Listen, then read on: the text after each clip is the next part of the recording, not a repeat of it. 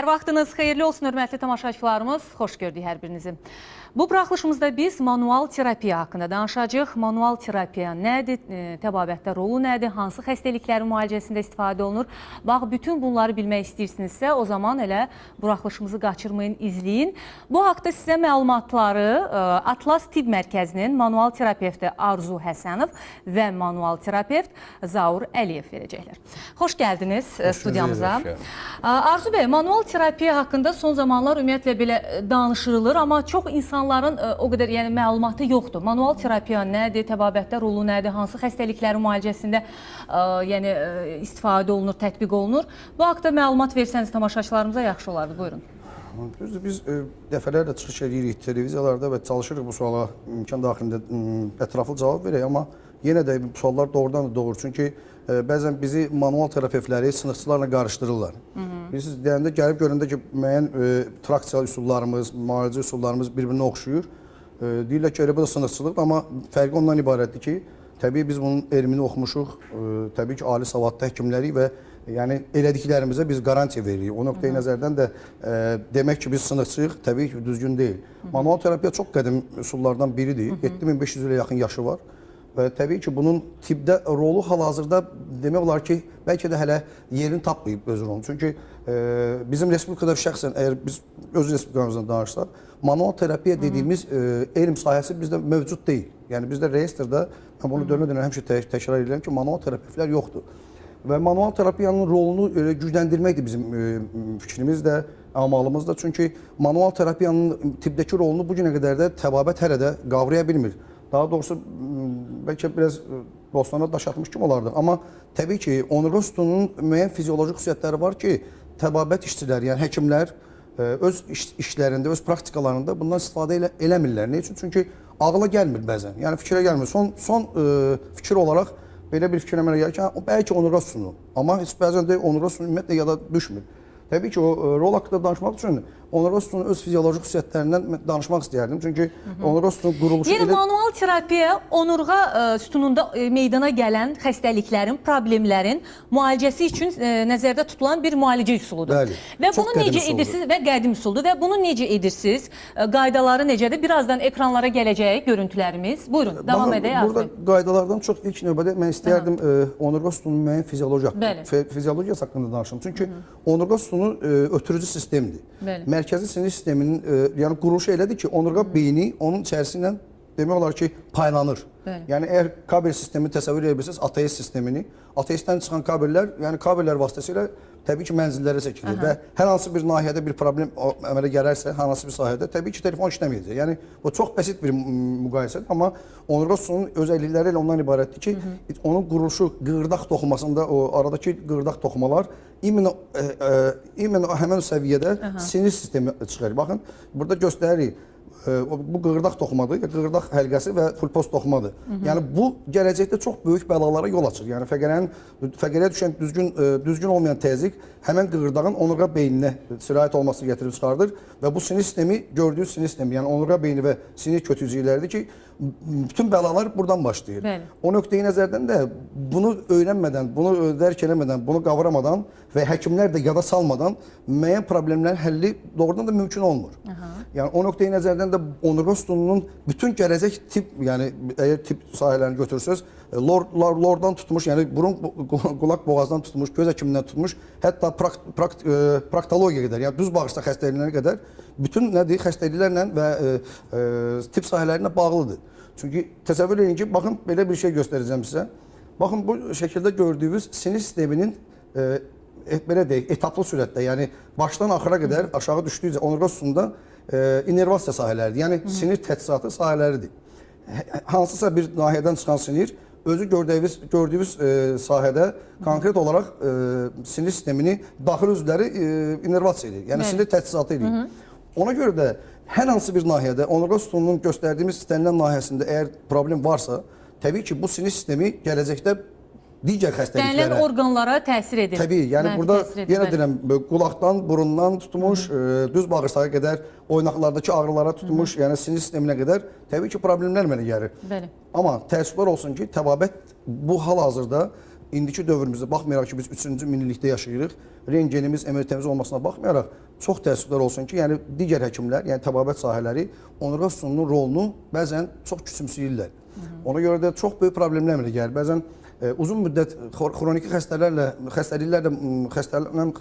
yəni pasiyentlər bəzən yadda çıxardır. Yəni təbii ki, ola bilər xəstə yaddan çıxarsın, amma həkimlər yaddan çıxarır ki, bəzən onun başlanğıcı gəlib onurğa sütununa bilavasitə bağlanır. Ona görə də yəni biz birinci növbədə həkimlərə müraciət etmək istəyirik. Buradan təbii ki, həkimlər bunu əgər belə bir xronik xəstəlikləri varsa, xəstələri varsa daha çox, ən sonunda heç olsa, onurğa sütununa bir qədər neynəsinlər, nəzər salsınlar. Çünki bəzən hətta şəkərli diabet, nə bilim, karlıq, gözün müəyyən problemləri, məsələn, korluğun bir hissəsi, gözdə müəyyən çox böyük xəstəliklər var ki, bilavasitə onurğa sütunundan bağlıdır. Ürək xəstəlikləri, asma xəstəlikləri, qaraciyər xəstəlikləri, yəni tam bağırsağın hətta peristaltikası belə. Yəni bir çox xəstəliklər, yəni onurğa sütununda baş verən dəyişikliklərlə bağlı ola bilir. Məsələn, ətraflarda olan ağrılar, məsəl üçün elə onurğa sütunundan birbaşa gələ bilir. Yəni onurğa sütununda disk yırtıqları olduqda, protruziyalar olduqda bilirəm ki, buradan da irəli gələ bilir. Onurğa sütunun konkret xəstəlikləridir, ancaq mən iki kəlmə demək istərdim, bilirsiniz nə haqda?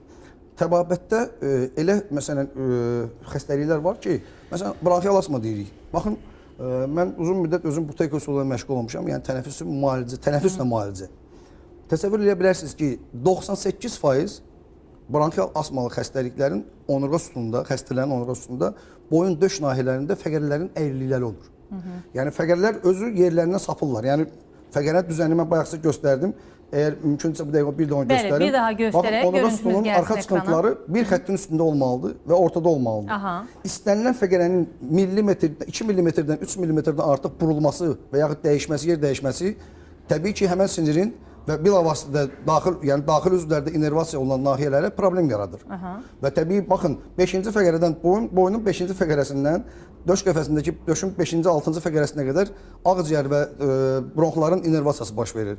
Ona görə də istənilən bronxial asma xəstəliyinin birbaşa proyeksiyada rentgenin eləyin və siz görəcəksiniz ki, mütləq orada nə var? Onurğada problem var. Amma gəlin müalicəyə, baxın, bronxial asma müalicə olunmayan xəstələr siyahısında gedir. Yəni, bronxial asmanı müalicə etmək mümkün deyil. Amma bir neçə seansdan sonra, yəni fizioloji olaraq onurğa sütununu bərpa edəndən sonra biz demirik 100% müalicə olunur. Amma təsəvvür edin ki, sinir mənşəyi götürüləndə təbii ki, pürüz tüpların həm sayı azalır, həm yəni dərmandan istifadə azalır və təbii ki, bəzən uzun müddətli remisiyalar da olur. Yəni o nöqteyi nəzərdən də buna baxmaq və bunu bilmək təbii ki, ağciyər xəstəliklərində həkimlərdən əslində sanki altda yatan bir səbəb kimi qəbul etmək olar. Amma böyük səbəbdir.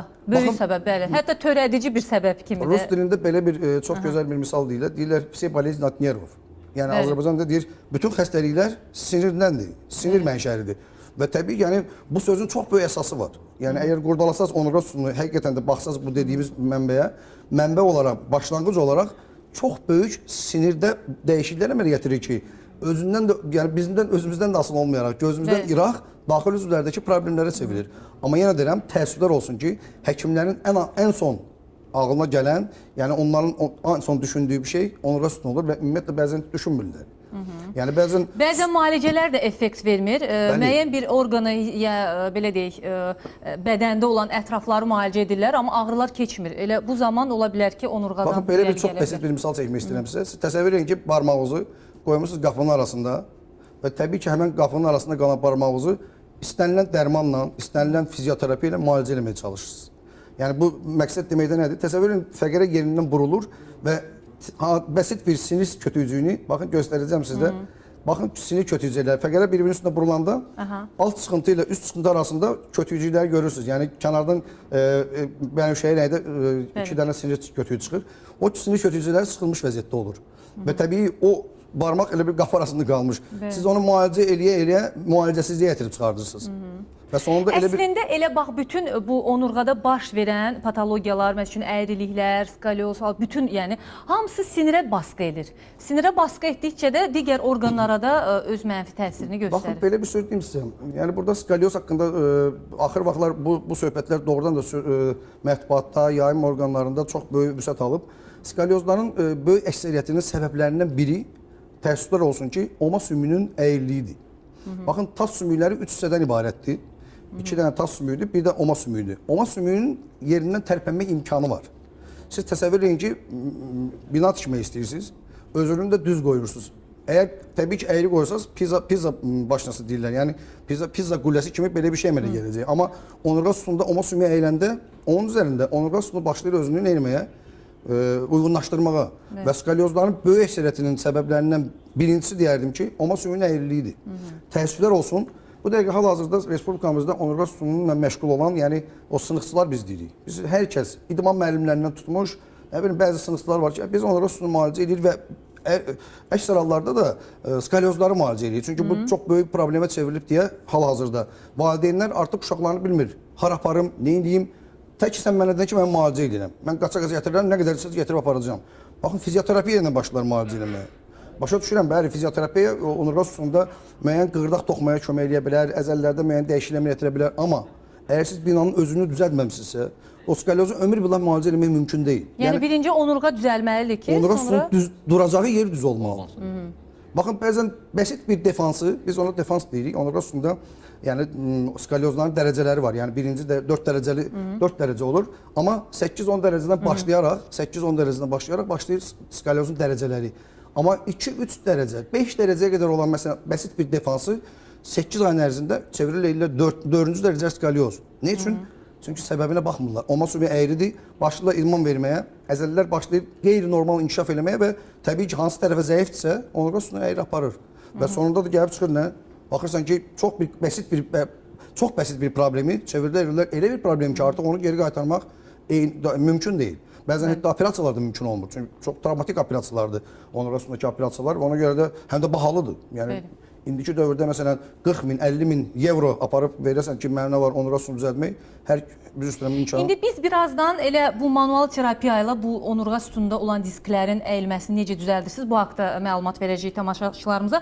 Hörmətli tamaşaçılarımız, gördüyünüz kimi biz onurğa sütununda meydana gələn problemlərin aradan qaldırılmasında istifadə olunan manual terapiya deyilən bir üsul var. O haqda danışırıq və studiyamızın qonaqları Atlas Tibb Mərkəzinin manual terapevti Arzu Həsənov və manual terapevt Zaur Əliyevdir. Suallarınız varsa 562-16-48 nömrəsinə zəng edə bilərsiniz. Gəlin, bax elə bu manual terapiya haqqında danışaq. Zaur bəy, manual terapiyanın imkanları nələrdir? Arzu bəy çox ətraflı məlumat verdi ki, baş versə, yəni onurğa sütununda əyriliklər baş verəndə nələr olur, hansı orqanlar zədələnir. Bəs necə düzəltmək olar bu onurğa sütunundakı olan əyriliyi? Baxın, belə deyək, deməli 12 yaşınacan ikinci dərəcəli skalyozları biz defonoterapiya üsulu deyilən bir üsuldur. Hansı ki, bunu heç Azərbaycanda heç kim bilmir. Bunu Moskvada akademik Bober icad eləyib. Yəni, iki tərəfli şılçok deyirlər. Yəni, biz onun əsas həmin o skalyozların doktor dedi, əsas onun birinci növbədə omasını düzəldirik.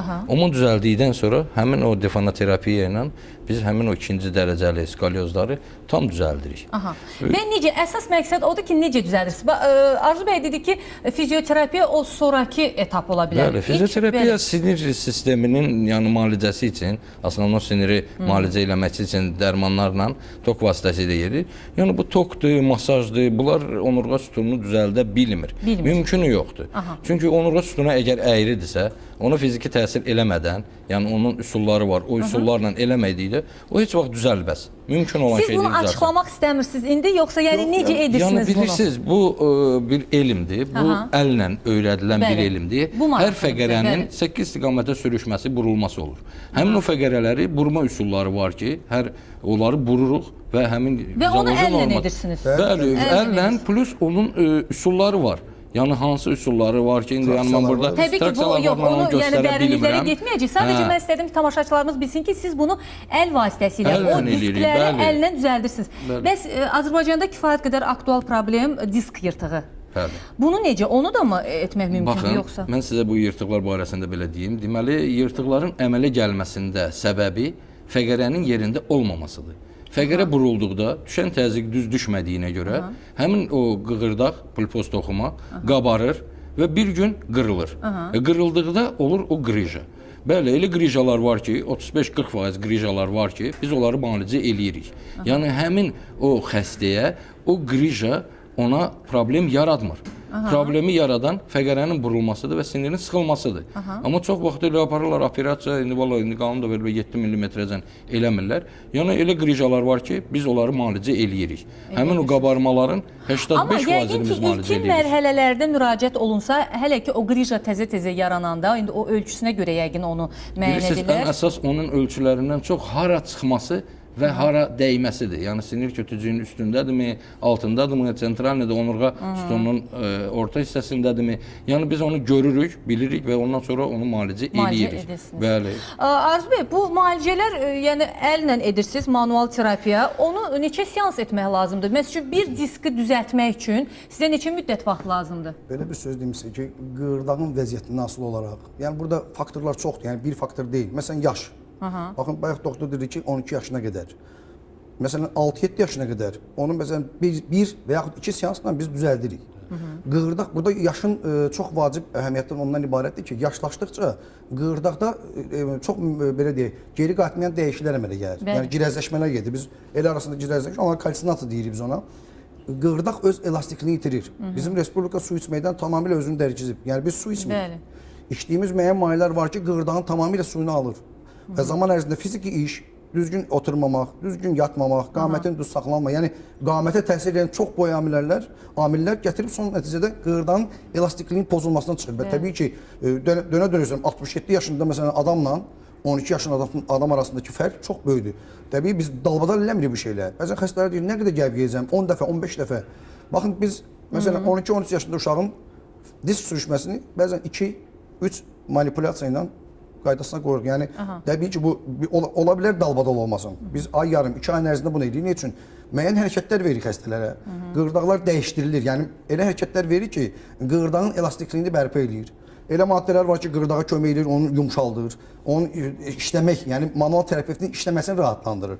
Ona görə təbii ki, yəni burada yaşın çox böyük əhəmiyyəti var, qığırdağın vəziyyətinin çox əhəmiyyəti var, sümükdə baş vermiş dəyişikliklər, yəni bunlar çox böyük faktorlardır. Ona görə də konkret məsələn xəstəni görmədən, onun vəziyyətini tanış olmadan bu sözü demək təbii ki, biraz boğazdan yuxarı deyilmiş sözdür.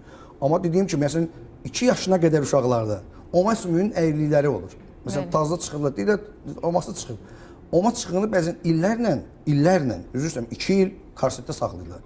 Biz onu bəzən bir manipulyasiya ilə, təsəvvür edin, 2 il əziyyət çəkən uşağı bir dəfə ilə oturur yerinə, 20 gündən sonra uşaq durur, məsələn, başlayır gəzməyə. Yəni bu çox böyük imkan deməkdir. Yəni halbuki, yenə deyirəm, təbabət təəssüflər olsun, bu imkanlardan istifadə eləmir. Yəni bizim əsas çıxışımızda bəlkə də ən böyük rolu biz veririk həkimlərə. Niçin? Çünki həkimlər müalicədə cavabdehdirlər. Yəni əgər müalicəni tam aparmaq mümkün deyilsə, bu yəni səbəbini tapa bilmədiyinə görə biz bu səbəblərin axtarılmasını xahiş edirik ki, axtarın. Burada çəkinmək lazımdır. Çox bəsit birbaşa proyeksiyada rentgenografiya ilə onurğa sütununun vəziyyəti haqqında çox böyük informasiya almaq olur. Yəni onurğa sütununun düzəni haqqında, fəqərələrin vəziyyəti haqqında, fəqərə arası disklərin vəziyyəti haqqında, yəni bu böyük bir informasiyadır. Təəssüflər olsun ki, hamı qaçır, manual terapevt məsələn yanına gedirəm, gəlir, mən MRT eləmişəm, maqnit rezonans tomoqram eləmişəm. Üzr istəyirəm, mən yarım saat xəstəyə başa sala bilmirəm ki, əzizim, manual terapevtəm mən onurğa sütununu fizioloji olub bərpa eləməliyəm və mənə sənin onurğa sütununun birbaşa proyeksiyada rentgeni lazımdır. Çünki o qədər həkimlər deyir, yox, o lazımsa bu lazım, o varsa bu lazım deyil. Yəni bu biraz təbii gülməlidir, amma yəni biz gülmürük. Onurğa sütununun diaqnostikası birinci növbədə rentgenografiya və maqnit rezonans tomoqrafiya ilə gəlməlidir. Yəni biz onu görəndən sonra müalicə oluna bilən yırtıqları deyirik ki, ay xəstə, bunu müalicə eləmək mümkündür və bu müalicəni də biz eləyirik də belə nəticələrimiz şükür Allah göz qabağında, yəni xəstələrimiz bu vaxtda labdan gelibsə deyə də bilərlər. Amma elə yırtıqlar var ki, məsələn bir dəfə baxırsan, deyirsən ki, qardaş bu cərrahi əməliyyatlıqdır, yəni bunun sonu yoxdur. Yəni siz onu müalicə edə biləcəksinizsə, boynunuza alırsınız, götürürsünüz. Əgər bizim işimizsə, yəni 35-40%-ə qədər yırtıqları müalicə etmək mümkündür. Mümkündür. Və əslində bu manual terapiya qeyd elədiniz ki, qədim müalicə üsulu olsa da, Azərbaycanda amma sanki bir yeni üsul kimi sayılır. Demək, onurğa sütununda meydana gələn bir çox xəstəliklərin əllə aradan qaldırılmasıdır. Tək onurğa sütunu yox, mən sizin sözünüzü bir dənə əlavə etmək istəyərdim. Çünki ilk növbədə ən böyük sahəsi manual terapiyanın təbii ən çətin sahəsi onurğa sütunudur, amma biz oynaqları da müalicə edirik. Oynaqlarda müalicə edirsiniz. Və oynaqların da səbəbləri çox əksər hallarda onurğa sütununa bağlıdır. Baxın, bayaq oma sümüyü haqqında danışdım, onun dəyişikliyi bəzən diz oynaqlarını gətirib çıxardır. Yəni çox bəsit bir şeydir. Belə, təşəkkür edirik. Çox maraqlı idi manual terapiya haqqında məlumat almaq. Hörmətli tamaşaçılarımız, manual terapiya nədir? Bu haqda məlumat aldınız və studiyamızın qonaqları Atlas Tibb Mərkəzinin manual terapevti Arzu Həsənov və manual terapevt Zaur Əliyev idi. Və sonda bir daha qeyd edim ki, bizim Sağlıqla proqramı həmçinin radio efirində də yayımlanır. Xəzər FM 103 dalğasında bizi həftə içi 6 gün saat 1 ilə 2 arası dinləyə bilərsiniz. Sağ olun, sağlıqla qalın.